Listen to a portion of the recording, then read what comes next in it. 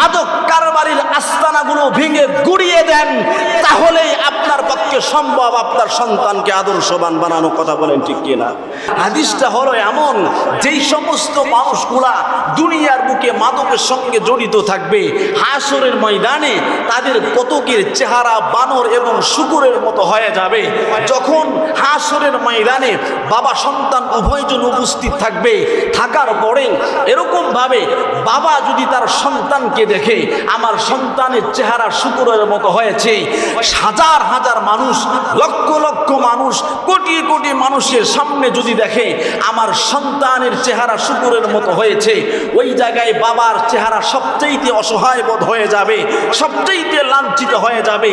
এই হাদিসটা উল্লেখ করার পরে আমি আপনাদেরকে বলেছিলাম, আসুন না সকলেই তওবা করি মাদক থেকে বেঁচে থাকার জন্যে।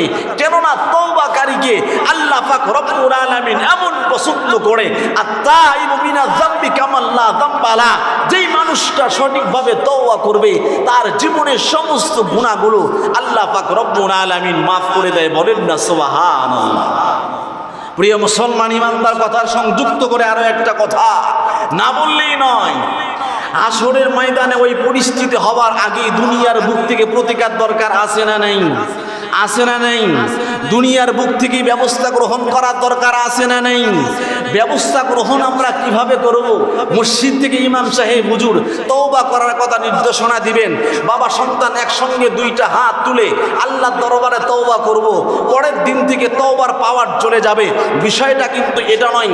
প্রত্যেক সন্তানের বাবাগুলোকে আমি অনুরোধ করে বলবো, এই সমস্ত তওবাগুলো করার পিছনে আরো কিছু শর্ত সারাই যুক্ত করতে হবে। কেননা তওবা কবুল হওয়ার পিছনে শর্ত হলো, যেই অপরাধের কারণে তওবা করা হবে এই অপরাধ আর কিয়ামত মৃত্যু পর্যন্ত আর করব না, এমন পদক্ষেপ থাকা দরকার। তাহলেই আমার আপনার তওবা কবুল হবে। এটা কিভাবে সম্ভব? এটা কিভাবে সম্ভব করে বুঝেন? যখন নাকি আমার আপনার এলাকার মাদক কারবার চলতে থাকবে, মাদকের আকড়া চলতে থাকবে, এটা আপনি সচক্ষে দেখবেন আর সন্তানকে তওবা করাবেন। খোদার কসম করে বলি, এটার দ্বারা মাদক কারবারি বন্ধ হওয়া সম্ভব নয়। মাদক আসক্ত থেকে আপনার সন্তানকে বিরত রাখা সম্ভব নয়। আপনারা বাবারা যে কয়েকজন আছেন, এই কয়েকজন কাঁধে কাঁধ মিলিয়ে যদি মাদক কারবারির আস্তানাগুলো ভেঙে গুড়িয়ে দেন, তাহলেই আপনার পক্ষে সম্ভব আপনার সন্তানকে আদর্শবান বানানো। কথা বলেন ঠিক কিনা?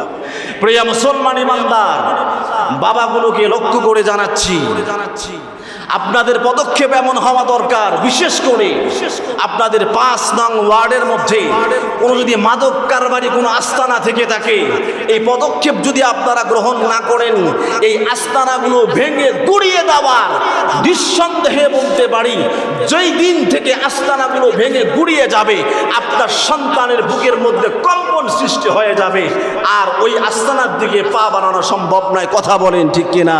ঠিক কিনা? আমরা রাজি আছি তো ইনশাআল্লাহ? রাজি আছি তো ইনশাআল্লাহ? আল্লাহ তাআলা সকলকে তৌফিক দান করে বলি আমিন। আলোচনার মধ্যে যে কয়েকটা বিষয় নিয়ে কথা বলা হলো, আল্লাহ তাআলা আমি গুনাহগার সহ সকলকেই আমল করার জন্য তৌফিক দান করে। সকলেই বলি আল্লাহুম্মা আমিন।